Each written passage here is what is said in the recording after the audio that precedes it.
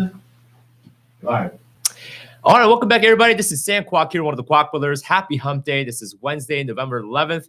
It's Veterans Day as well, so I want to take the opportunity to thank all veterans across the country. Thank you for serving. Thank you for sacrificing.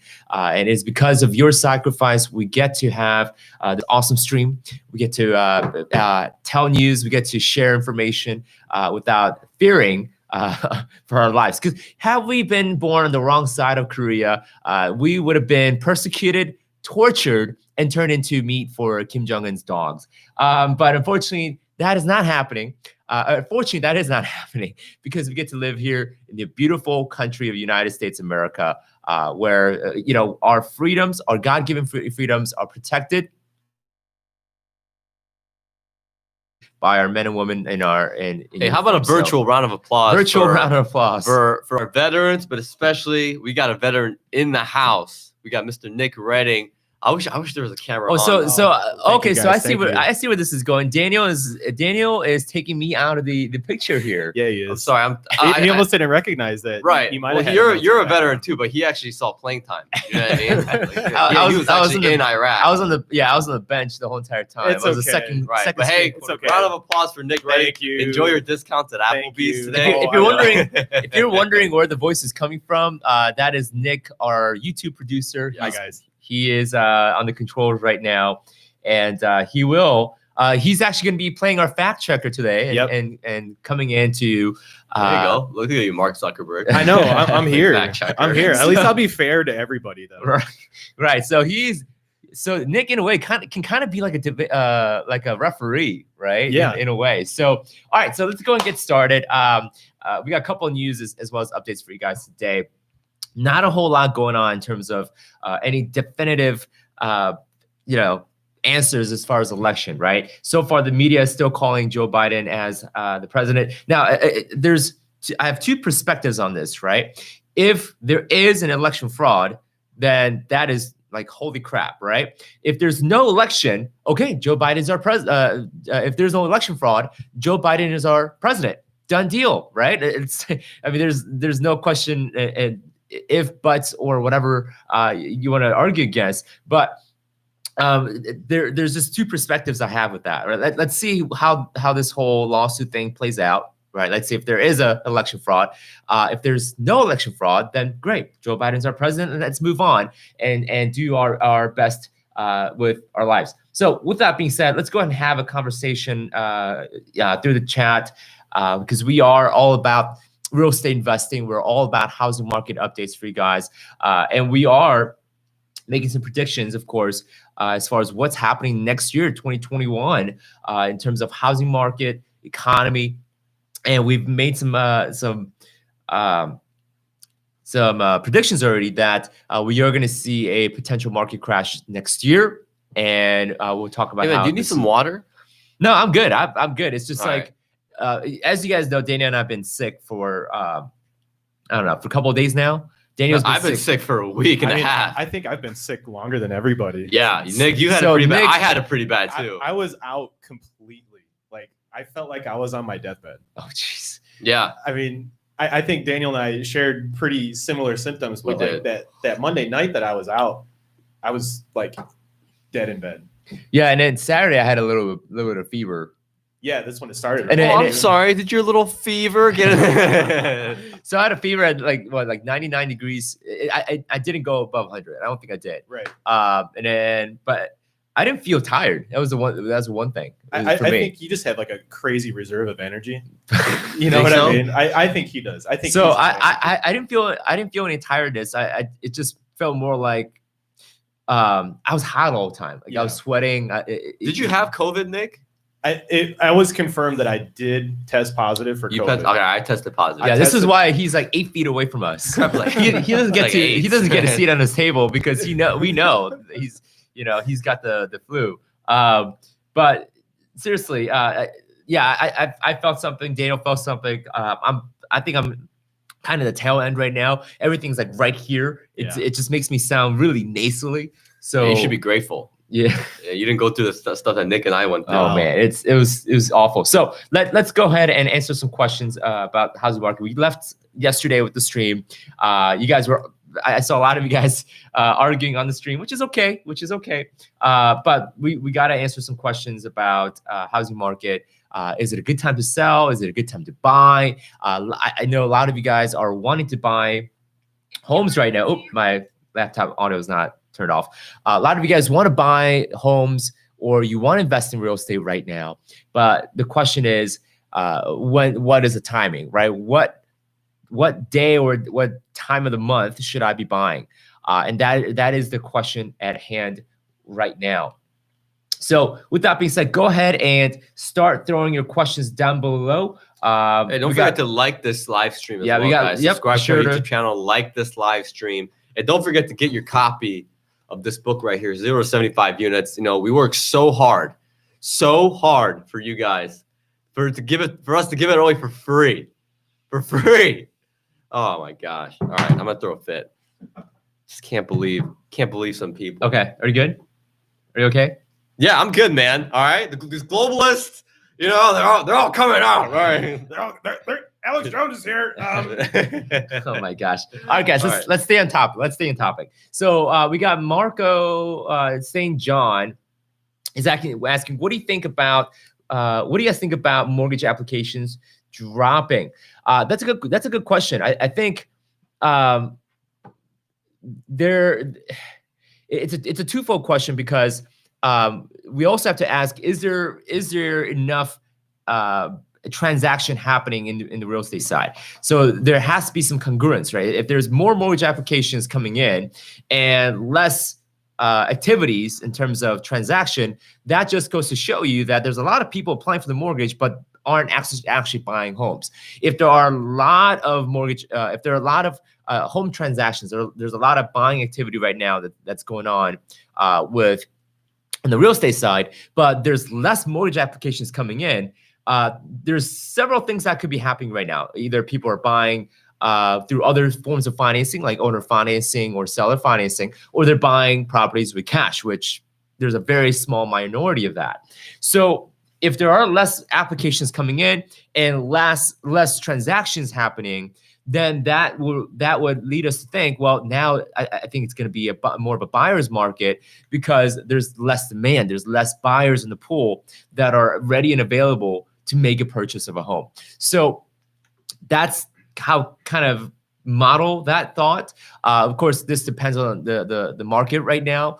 Tennessee, Texas, and Florida, they're all experiencing major booms. And so it goes by state and local area.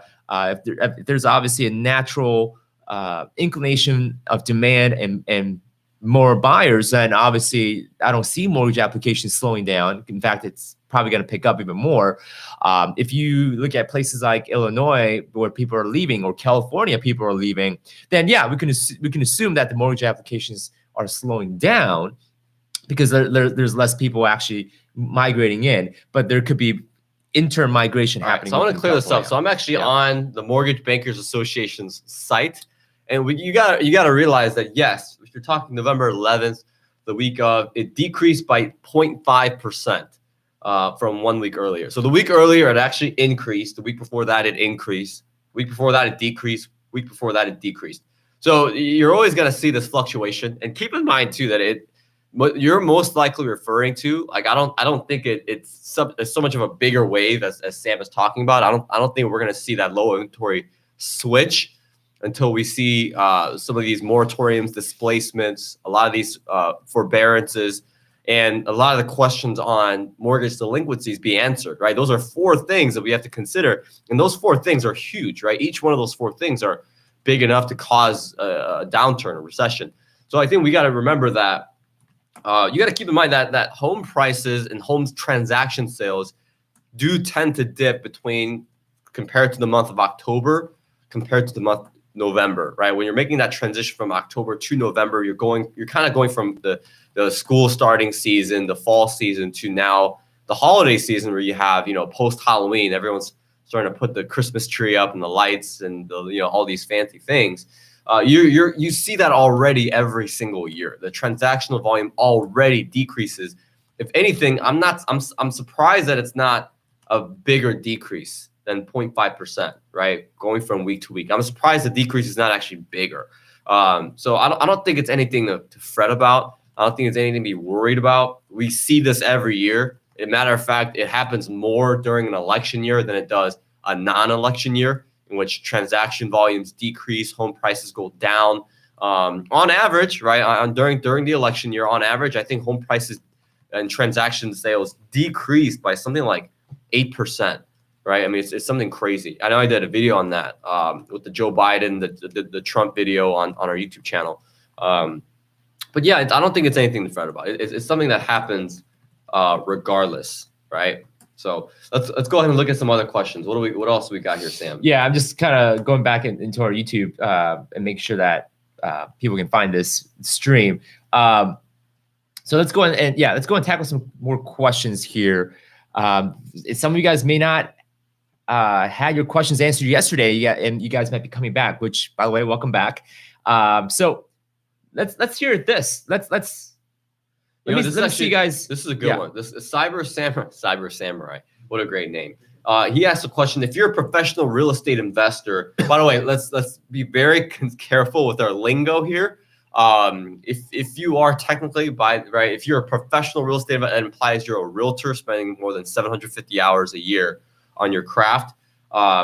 If you're an entrepreneur, right? You're a real estate entrepreneur is what you are, right? Because you're investing. Okay, you would use an LLC to own properties. Bankers, lenders don't lend money to LLCs for residential properties. Do you have any solution? So it's inevitable. You're most likely going to have to sign a letter of personal guarantee.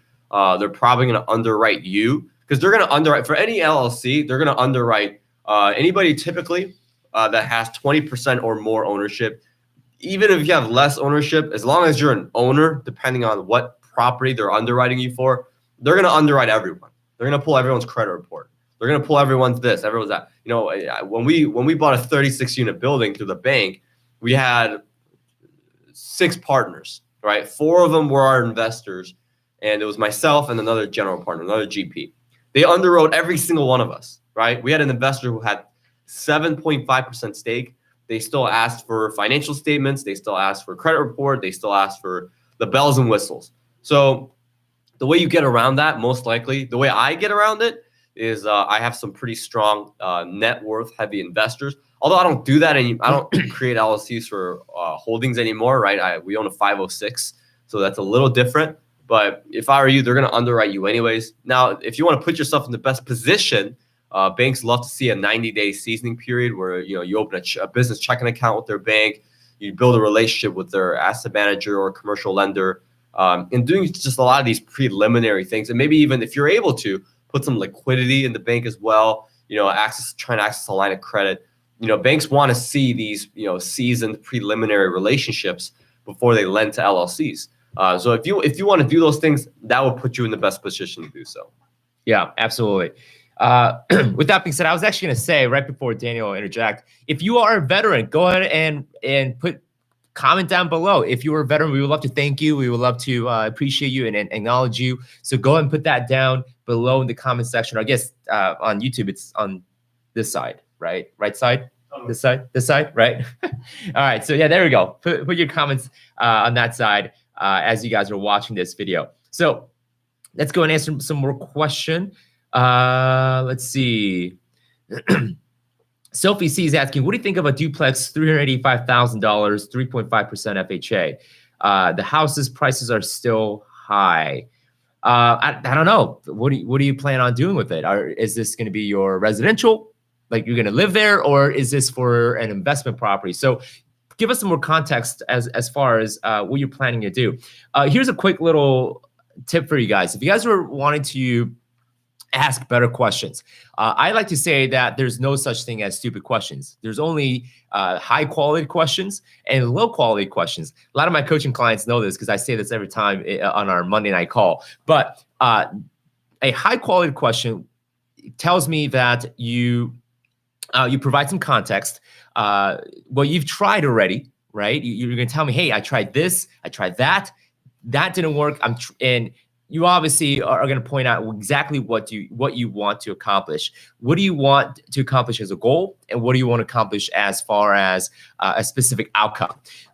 So structuring your question that way is going to help you quite a bit in terms of having some context, what your goals are, what your intentions are, and it also tells me what you've tried before, so that we don't suggest anything that you've tried before, and it just makes us look like we're suggesting things that don't work. So if you can give us some little bit more context, information for us to bite, that will help us craft a higher quality answer, which obviously could give you higher quality results. So, hey, Sophie, do me a favor, man. That sounds like a real estate question.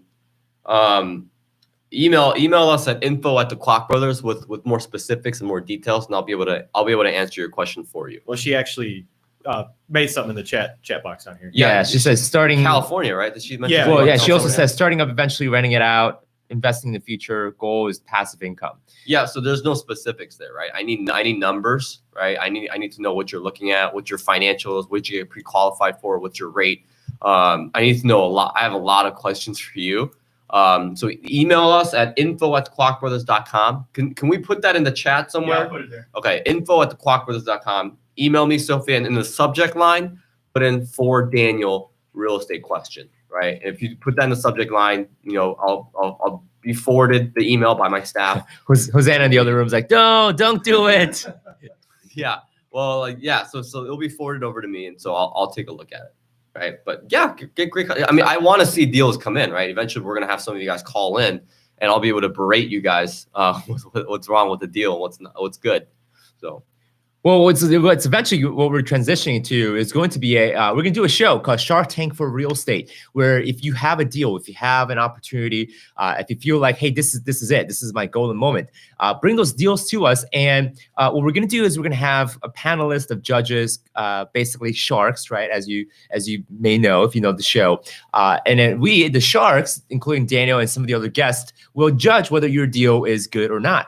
And there might be a possibility, the quote unquote possibility, that we may just be interested in partnering with you. Maybe not. That all comes to, of course, whether your deal is actually that good. So we're going to launch that show pretty soon here. We're going to pilot an episode. Our team is going to be preparing our first episode for you guys, and we're going to upload it on YouTube. And we're going to see how you guys react to it. If it has a good if it has a good turnout, then we'll continue producing the show, and we'll keep on publishing. If there isn't much of a good turnout, then, well, of course, that it's just going to crash and burn, and we're going to move on to other cool YouTube videos.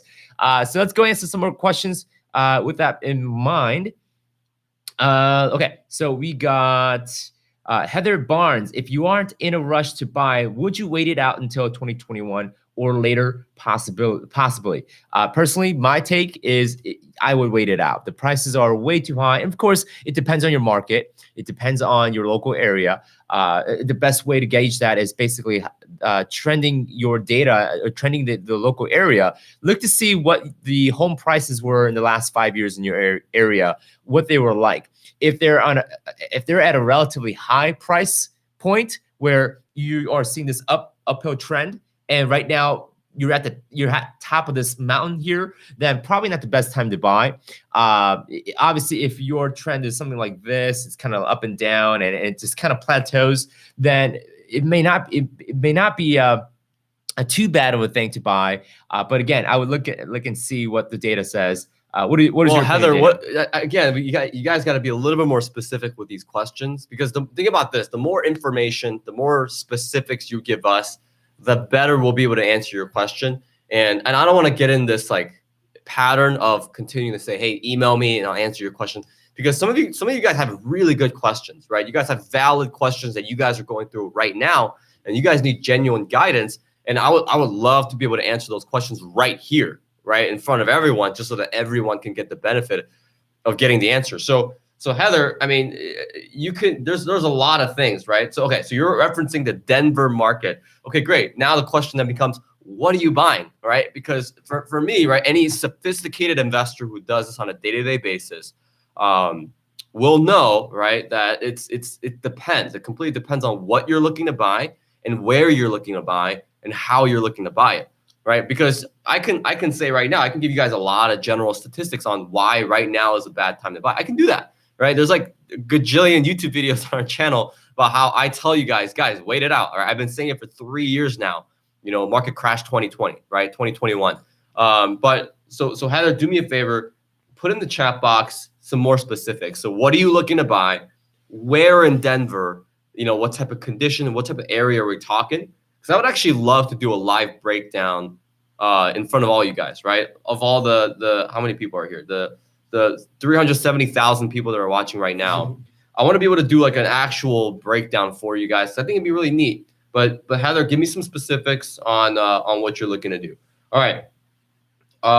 Let's see what else we got. What is the best approach? Nora Stocks asks, what is the best approach when purchasing properties in a market that has extreme fluctuations in value? So you're pretty much talking about properties on the East Coast and the West Coast, because you don't see a whole lot of that. You don't see a lot of fluctuation in places like the Midwest, right? I think Ohio's got a +3 -3%. Nebraska's got a +3 -4 5%.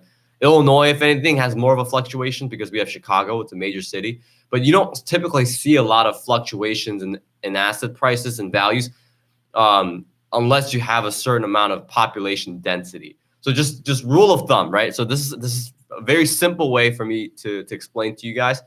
The more people you have in an area, in a particular area, the higher the transaction volume, the more the prices are going to fluctuate. Because many times, right, when you're talking about the ability for one person to buy a property, if you have 100 people who get qualified at 4%, $300,000, that house that's worth $250 is going to get bid up, right? It's just going to get bid up, up, up, up, and up. But if you're talking about a market where there's not as much people, there's only 15, 20, and the buyer pool gets what's known as diluted, as in their strength, their ability to purchase is lessened because, or increased, right? Because there's not as much people, then all of a sudden the prices are not as high anymore, and they don't tend to fluctuate as high, right? Because if there's 100 people, the prices are going to go way high. All of a sudden, that 100 goes down to 15. There's not as much demand anymore. The prices go way down, right? Depending on what happens with the mortgage markets, what happens with capital markets, what happens with a lot of different things. So if I were you, my philosophy, my investment philosophy is I typically don't do rentals in areas where you have a high fluctuation. I'm talking ±30%, right? I tend not to invest in those areas. So Nora Stocks, if I were you, right? So the market of interest is difficult to determine comps because they vary significantly. Exactly. So the less verification you have, the less clarity you have, the more risk you're really kind of just taking on in your investment. And I don't know if I'm a big fan of that. I don't know if I'm a big fan of that. If I were you, if you want to attack those fluctuating markets, get in when the prices are not as high, because those markets will recover. They tend to do, unless there's a black swan event, which, by the way, a black swan event is a term in finance where something intangible happens, like 1 out of a million, stuff like 9/11 or COVID, right? Those are black swan events, things that no one can predict. You just can't get away from it. And these are things that are just inevitable. Stuff like this is going to happen when crap hits the fan. That's why we have reserves. Unless you have a black swan event, you typically won't have those markets not recovering, right? That's typically the way it goes. San Diego, California, the houses will always be above $500,000, right? It's just the way it is. Now, you might go from 600,000 to 1.2 million and then back down to 750, right? In a 10, 15, 20-year market cycle. But you typically have a standard with certain markets that they will not go down. So if I were you, Nora, I would find the better places to invest or figure out better timing. All right. Young Suk Shin has a question about HELOC. Yeah. So what Young Suk Shin is asking, what are your thoughts? Well, to send it, what are your thoughts? Will HELOC freeze when the HELOC downturn hits?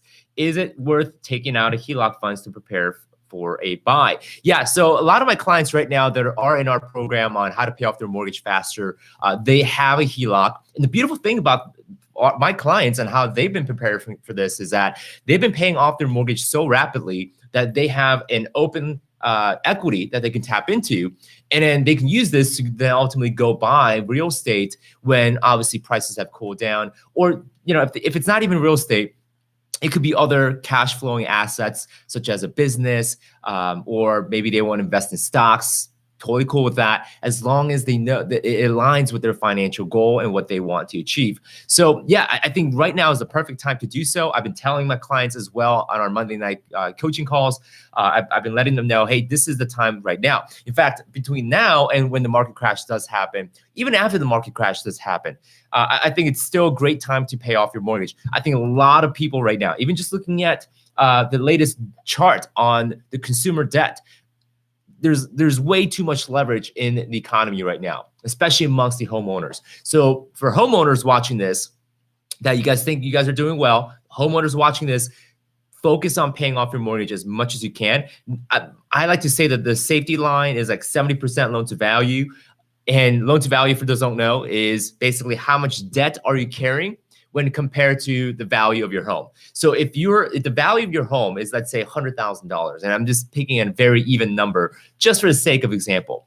But if your home is worth $100,000 and you have $80,000 worth of debt in your mortgage, you have 80% loan to value, 80,000 divided by 100,000. So if you have more than 70% loan to value, I would say you're in a greater risk of some kind of a financial adverse event happening, whether it's an event of foreclosure or an event where the banks may come back and say, hey, Mr. or Mrs. Borrower, our asset management department says, well, your property's no longer worth $100,000. It is now worth $80,000 because of a recent economic turbulence. Therefore, you owe $80,000 and your home value is also $80,000. We need you to, put some cash in there so that it's not quite 100% loan to value. We want you to at least come down to 90%. This, and the banks will kind of force you to do that, and you don't want to be stuck in that. So if you are a homeowner right now, not a bad thing to start paying off your mortgage faster. And of course, we have a strategy for that using a home equity line of credit. And if you want to learn how to do that, that video is down below. We have a separate YouTube video on how to do that. You can actually see that in the video description. It's called How to Pay Off Your Mortgage in 5 to 7 years on average. We have some amazing clients that are using this to undergo and see some really cool results. So to answer your question directly, Young Suk, I think it's still a good time to get a HELOC, because a HELOC it could be a double-edged sword in a good way. It can help you pay off your mortgage, and you can use it to go buy rental properties, go buy income-producing assets. All these things are going to help you grow, help you grow financially. So still, I think it's still a good time just because of the flexibility that you have. Okay. All right, so let's move on kind of to the next segment. Let's take a break from the questions for a little bit. I am going to address those questions, right? So I see you, Ameus Mendoza. I see your question. Glenn, of course, I see your question, as I have been seeing your questions for the last 3-4 years. But I want to take a little break and kind of just share with you guys some data that I find really interesting. So foreclosures are starting to increase nationwide. So this is actually happening, guys. It's happening. So this is a research I pulled from Adam, right? So by the way, guys, if you guys want to have a really good sites to research and do your research about the stuff that we're talking about now with housing market and stuff like that, a lot of people have been asking me questions like, Daniel, we see you posting, a lot of these amazing, magnificent, godly, mighty videos on the housing market, but where are you getting your research? Where are you getting the data? Yeah, so I mean, typically I just guess. Just numbers. I just throw them out there, whatever feels. No, so I primarily actually use 3 websites, and these are actually really cool if you guys want to write them down. Number 1 is Black Knight. I love Black Knight Research. They do a really good job actually, and that's a site specifically for real estate investors. So they put out a lot of great research reports. Certain things you got to pay for, but I'll put money. And the way I see it is like, I spend a lot of money feeding my stomach. Like I need to spend money feeding my mind, Another really good one is CoreSite. So that's pretty popular. They put out a lot of great research on housing market, mortgage bonds, mortgage-backed securities. I mean, just overall finances that affect real estate some way, shape, or form. They do a great job. And last but not least, we have Atom Data. So that's ATTOM Data. And I'm actually on Atom Data site right now. And there's they put a little clip out a little article saying that foreclosures are starting to increase on a monthly basis. And the research they pulled off the metric, they pulled from 2,200 different counties that actually account for a little over 90% of the U.S. population. So it is a genuinely good sample size, right? So here's what I find interesting, right? So a total of 5,599 U.S. properties started the foreclosure process in August of 2020, up 24% from last month. But interestingly enough, it's down 80% from a year ago, which kind of alludes to what I've been saying in these housing market videos, that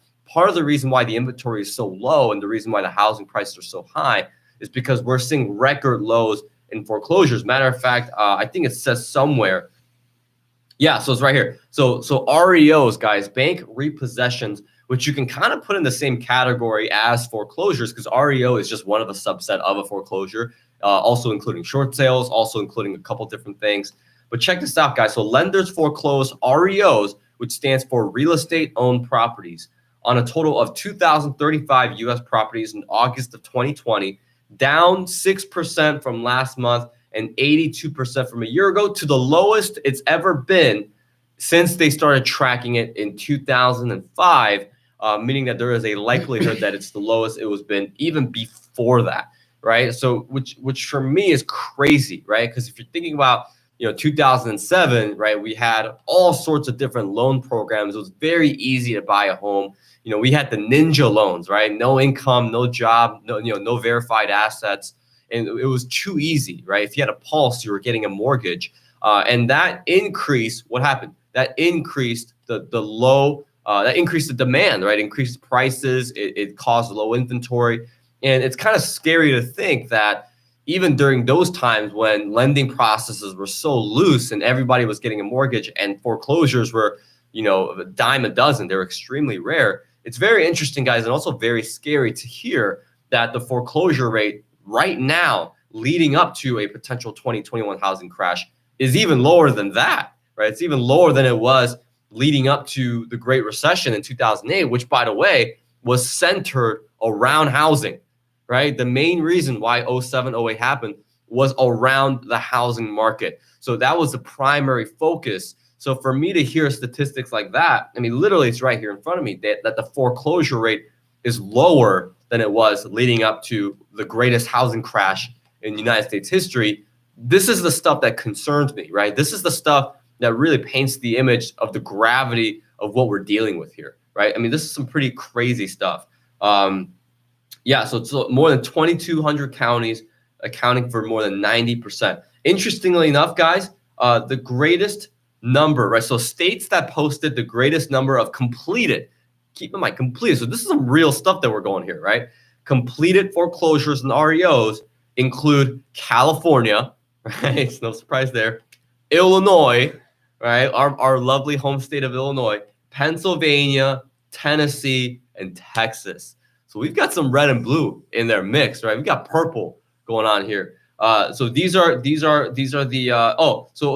So metropolitan areas with a population greater than 1 million with the greatest numbers of REOs also filed: Philadelphia, New York, Chicago, Baltimore, and LA, right? So we're starting to see these numbers creep up just a little bit, right? So again, historically speaking, it's the lowest we've ever seen, which I think is going to trigger something, right? Because mortgage delinquencies are extremely high, foreclosures are extremely low, inventory is extremely low, mortgage rates are historically low. I mean, there's a lot of things, a lot of extremes that we're seeing here. It's gonna account for muddy water. Sam, do you have any thoughts on that? On the statistics that we just mentioned? No, not particularly, but I am seeing the Federal Reserve put out some data as far as delinquency rates and charge-off rates on loans and leases. Unfortunately, we only have Q1 and Q2 data, but already Q2 is showing a bump in terms of real estate loan delinquency rates. And this isn't much, but we are seeing we were going like this, and we hit a bottom in 2018, 2019. 2019 was probably the lowest because we were doing so well in 2019 in terms of economy.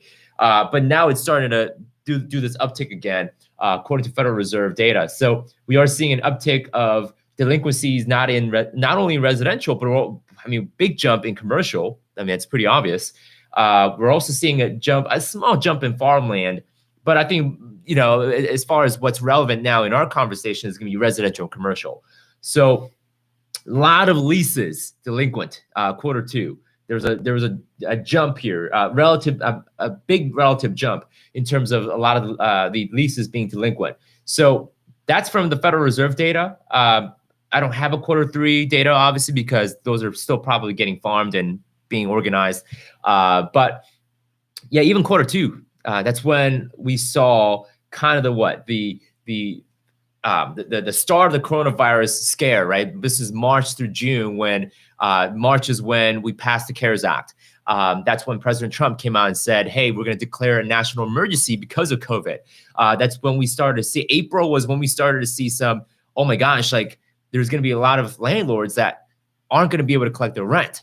And then that started to kind of start the spin of fear amongst the landlord community, as well as tenants not paying rent, doing rent strikes. So that's when we really saw this kind of this launch, right? This explosion of things, triggers of events that happened. So we are seeing this uptick, and I anticipate leading up to 2021, we're going to continue to see the delinquency rate going up, as well as, of course, foreclosure rates going up as well. All right, so let's go ahead and tackle some questions that we kind of took a break from. So Emilius Mendoza said, what do you think about investing more rental property in California 2021? I own 5 rentals here in California, but I'm concerned now to invest more. I have LLC, just refinance all properties to lower rate. All right, so here's why I wouldn't invest in California no matter what year it is. And that's mainly because of landlord-tenant laws. They do a lot of things to screw investors. And I know that's a strong word, screw, but I really mean that, right? I mean, because they do not do a good job at helping landlords create a better experience for their tenants, right? And they really don't do that. And guys, I know there's crappy tenants out there. There's crappy landlords out there. There's crap people out there, right? Let's just be real, right? Can we be honest? But I know myself, Sam, you know, we do our best to treat our tenants with respect, make sure they have the best living situation as possible, and also understand that they've got a responsibility, right? It's almost like, you know, when the whole rent strike thing was happening, I'm just like, did these people forget that they signed their name on a lease, on a contract, promising an individual to pay a certain amount every single month? Did we all of a sudden forget that, right? Like, and why is it a problem for landlords to reach out to tenants and try and communicate? Right? I mean, what is up with people? It's almost like we shirk all responsibility nowadays in the society. I feel like sometimes Sam and I and Nick feel like the only 3 people in our generation that actually knows what the word commitment and responsibility means. I don't know, man. It's just so weird. Okay. So Emilius, me personally, I would not invest in California, just because it just seems, you know, they pulled this whole thing out with the rent strike, the rent, you know, control, rent strike, and a lot of the landlord-tenant laws are not friendly. I wouldn't do it either way, regardless of what the values we're doing. Yeah. All right. That gentleman's a veteran as well. Oh, hey, very thank nice. Thank you for your service. Cool, Emilius man. Mendoza. Thank you for your service. For his service. Well, and I'll add to the point where California, the reason why California is struggling so much with, you know, the rent prices are going up, and there's this big complaint, right? Like, oh, rents in California are ridiculous. Well, the problem is it's really hard for a new developer, a new builder to go into places like Los Angeles County and build a new building because of the red tape. Like, if I want to go build a new apartment building in Los Angeles County, I have to get the permit. I have to get the drawing right. I got to hire an engineer. It's got to get approved. I got to wait. It takes so much effort just to even get some kind of a plan going in California to build an apartment building. So you would imagine why it's so discouraging to try to build anything in California, that there's not enough inventory, there's not enough supply, new supply being introduced. This is why, I mean, I'm sorry, but this is why if you go to certain places in Los Angeles, like apartments, they look crap. I mean, because there's no incentive, there's no motivation to tear something down and rebuild it because it costs so much to build or remodel something. It's just, there's no motivation there. So part of what California has to do, and you know, places like California and New York, where there's a lot of stringent rules, is they got to loosen things up. They have to incentivize investors to come in and build new buildings so that it kind of cools down the market by introducing new inventory. Also, This helps with increasing the quality of the housing as well. Every time I go to Los Angeles, by the way, I love LA. I love the beaches. I love the weather. I don't love the homelessness there, but I love everything else. But every time we go, it's like I look at the apartments and I hate to say it, but it's kind of bad. It's quality is degrading. Of course, there's good parts of California like Hollywood and Beverly Hills, but even so, a majority of the housing provided, man, it does not look good. So part of how you fix rent going up so high right now is you got to introduce new housing. You got to introduce new inventory, and we do that by sort of taking some regulations away from the process of building a new home or just lower taxes. Or that. I mean, like people realize like we have, I mean, landlords they're not pulling in millions of dollars a year. Like your average landlord that owns 80% of all rental units, they're not driving around in Bentleys or BMWs, or anything like that. I drive a Corolla. I drive a Corolla I've had since 2011, right? It's old. You know what I mean? Like I'm missing the tire guard on my left side. Like I'm not flaunting my wealth or anything like that, guys. Most landlords are not like that either. All right, let's continue on because I want to get on with other questions. One thing I want to add to California, though, yes. People are still willing to pay those prices because of it being just quote unquote California. Yeah, California sucks. All right, there's a reason why a lot of people left California, and they're still leaving. Show me Steve O.I. Right? Said if you currently own a property with an investment loan and want to move it under an LLC. Do banks usually call the loan due immediately? No, they don't. Typically that's called a quick claim deed. Quick claim deed is when you move property from your personal name to your LLC. Typically banks will not care because they're smart enough to know you're just literally changing the way you hold the real estate. You still hold the real estate. There's no effect to the risk. If anything, there's less risk because you now have it under an LLC. Your liabilities are covered.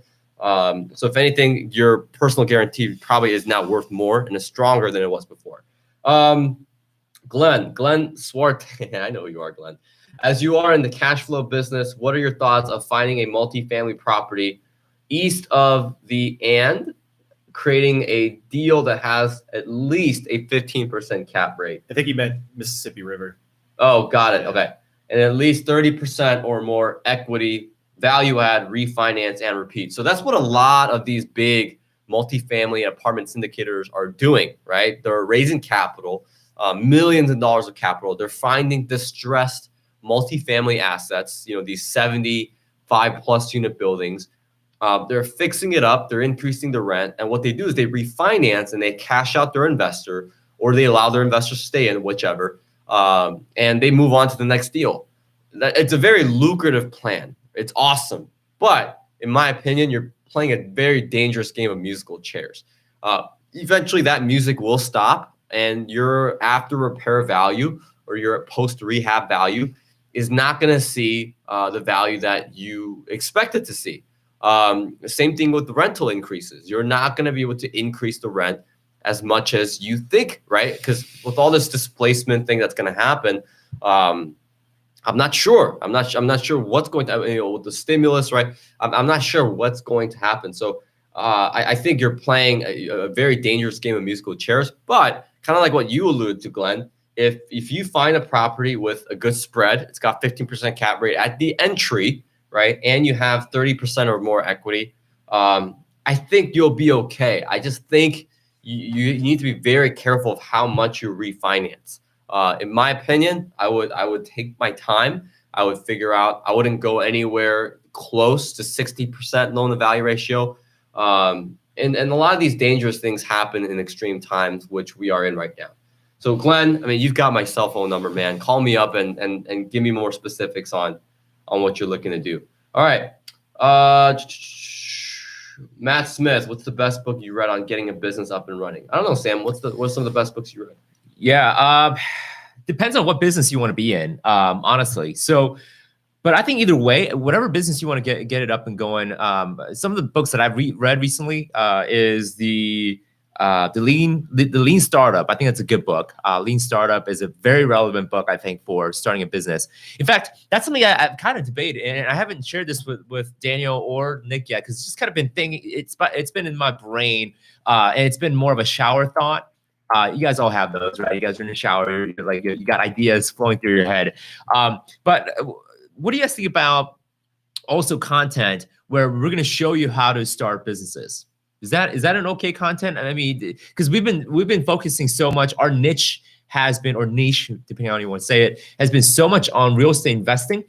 We have been kind of exploring what are the content maybe we want to explore, maybe how to start a business, how to start maybe like a small business, how you can go and generate $10,000 a month of an extra income. I don't know, maybe some ideas that it's kind of been flowing through my head. But the Lean Startup is a good one. There's a book called, I think it's a Guide to Product Development. I think I got to get the specific names for you guys. I mean, we got several books back there as well. But Lean Startup is a good one by, I think, Eric Ries is the author. Yeah, Eric Ries. Yeah, so that's Eric Ries. Thanks, you. Thanks, Jamie. Yeah, no our fact checker here. So yeah, I mean, we can help you start a business. Daniel and I, that's actually how we make our money, right? Have a business instead of just being on YouTube channel all the time. So we can show you how to start a business, some of the pitfalls to avoid, how to build products, how to build services that people actually want. I think a lot of times people will start building a business, build a product, to build a service, not knowing that whether the product or service will bite. In fact, in almost all of my businesses that I've started or have grown, I've always started with knowing that there's going to be an audience that will bite. What I mean by that is I tend to pre-sell a lot of my services or products before I actually make them. So for example, I'll give you an example. Let's say, let's say 1,000 of you guys watching this right now, I'm going to pitch an idea. Maybe I say, well, hey, what if I created a machine that literally tells the future for the next day? Something stupid like that. I'm just making this up. I'm just being hypothetical, right? I don't think that's even possible. But let's say I do create a machine, like a crystal ball, and it can predict the future for tomorrow. It tells you what's going to happen in the next 24 hours. And, you can access it whenever you want, right? And obviously all of you guys are going to be like, oh yeah, I'll buy it. I'll definitely buy it, right? There's going to be demand. So now once I know, okay, there's 1,000 people that want to buy this crystal ball, let's go make it. And then I go, to my little workshop, I build this crystal ball, and I come back to you and say, hey, you know about the crystal ball that I talked about, a couple of days ago that you guys all wanted? Well, it's done. It's made. Here it is. Here's the link to go buy it. Now I have myself a guaranteed customers that are going to come and buy my quote unquote fake crystal ball. But that's usually how I start a business. I don't just start a business for the sake of starting a business. I start a business knowing that, okay, there's a product, there's a service that people definitely want. The whole reason why I started the business of teaching people how to pay off their mortgage is we launched a video 2 years ago, and it's got like 4 million views. And I'm like, oh my gosh, there's a lot of people that want this topic. They want me to share more about this topic. So that's actually one of the reasons why we started a business in actually teaching people how to pay off their mortgage faster, because we knew there was a demand, and there's already people that are coming in asking questions about, hey, can you teach me more about this? And we turned it into an actual formal business. And now people are learning how to pay off their mortgage through our business. So that's typically how we start our business. We always go with the demand and what the market and what the audience wants first before anything else. Okay. Yeah, so other good books, especially specifically for real estate. A really good one I read is Am I Being Too Subtle by Sam Zell. Anything with Tim Ferriss, I love. I think more into podcasting now. As opposed to books. I think podcasts just bring more value per, capita, right? I guess per reading. But anything by Malcolm Gladwell, I've been really getting into him a lot lately. So yeah, these are good things. All right, let's continue on with questions. Chris P, 80,000 flood zone, single family home, 4-bedroom, 2-bath. Is it worth it to flip or rent? All right. So again, I'm going to need more specifics, right? So email us, Chris at info@thekwakbrothers.com. Guys, for the future, again, please, I have a feeling I'm going to mention this every show. For your questions, please be as specific as possible, because the last thing I want to do is give you bad advice off information that I think I know, right? Off assumptions. And all of a sudden you go out there, you do it, and you come back like, oh, Daniel, you told me to do this, but I lost everything. I don't want that to happen. So give me as much specifics as you can, because the more specifics you give me, the better I'll be able to help you. All right. Yeah, which by the way, if you have any specific deal that you want to get mentored in or coached by, we offer a coaching program. And obviously we don't do a lot of shameless plug because we don't want these turned into a sales pitch. But if you want to be coached by Daniel, myself, in whatever scenario that you're in, the link is down below, the kwackbrothers.com/coaching. Again, that's the kwackbrothers.com/coaching. I'm going to show you exactly and how we offer coaching works. on HELOC strategy and also real estate. So Sam handles all our HELOC strategy stuff. I handle all our real estate stuff. So don't worry, guys. You're going to get one-on-one attention, right? Okay, so there's a link. There's the link down the bottom for Kwak Brothers. Sam, are you putting it in? Yeah, so I'll throw it in there as well. I'm sure Nick. Okay, let's do that. All right, is head of Houston right Owens asked, "What do you think of the Salt Lake City area market? I've considered selling my home into Denver and relocating, but the Salt Lake market has increased a lot recently. Thoughts on the Utah market?" So for what? For buying or renting? If you're talking about renting, I love it. I love Utah. As a rental market right now. I think a lot of people from California are moving there. I think there's a lot of exciting things. I know there's an area near Salt Lake City that's kind of like becoming Silicon Valley 2.0. I've been hearing a lot about this particular area. I've got some friends that live in Utah, but I love Utah as a rental market. A lot of people are moving to Denver. From what I know, Denver is one of those cities where a lot of people are moving into. So I wouldn't give up on Denver just yet. All right, let's kind of knock these out. Looking for long-term thoughts on inner city condo value. I've been tracking Baltimore for 9 months, and I'm seeing time on market increasing. Prices getting cut, and fair number of relistings. As forbearance ends, I'm targeting picking up a unit. Ooh, burpee. Historically, haven't seen a ton of growth in that market. I don't think it fluctuates too much, but I'm wanting to start building a portfolio. Keeping unit costs low, 200, 350,000, but pre-qualify for several times that.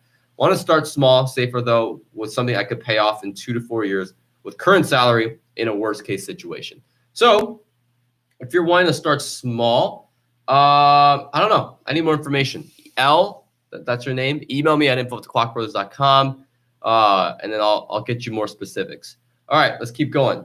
We have to get rid of our governor. Yes. All right. Any good resources you guys can recommend to someone wanting to purchase a short or foreclosure or short sale? So you can't do that. I can't provide you any resources to help you with the foreclosure or a short sale because it's actually very attentive to where you are locally. So if you want to have access to short sales or foreclosures, like I love how we're in this online real estate space now in 2020, where people think there's a software and a tactic for everything. Guys, at the end of the day, you know what the best thing for businesses is building relationships. That's the best thing. That's honestly, I think the reason why I am where I'm at today is because I have a bit of an old-fashioned brain where I like to do business with a handshake. I like doing things face-to-face. I like building relationships as opposed to trying to find some fancy software or algorithm to try and fix the problem. I typically primarily focus more on relationships, but what I would do, Marco St. John, if you're looking to really get into foreclosures and short sales, you need 3 things. You need a great relationship with a banker who's going to give you the supply. You need a great relationship with a representative, somebody who can broker that short sale deal, somebody who's been in the game for a long time. And you need a great relationship with a solid real estate attorney. And you need a great relationship with you because you got to be able to gauge what the value of the home is, no matter what the bank said it's worth. If you want good discounts, and I'm assuming, Marco St. John, that's why you're asking me the question, is because you're looking to buy properties 40, 50, 60 cents on the dollar.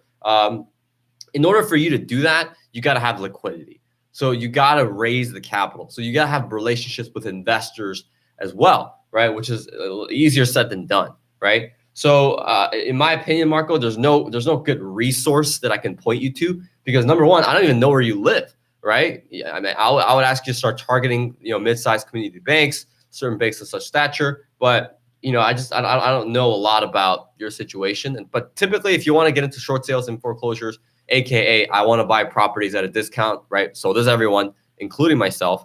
That's what I would do, right? Build relationships with those 3 things. All right, let's knock out one more thing before we kind of we kind of close do out have to the wrap show. it up. Yeah. Yeah. All right. What about Texas? I mean, I love Texas. Everyone else loves Texas too.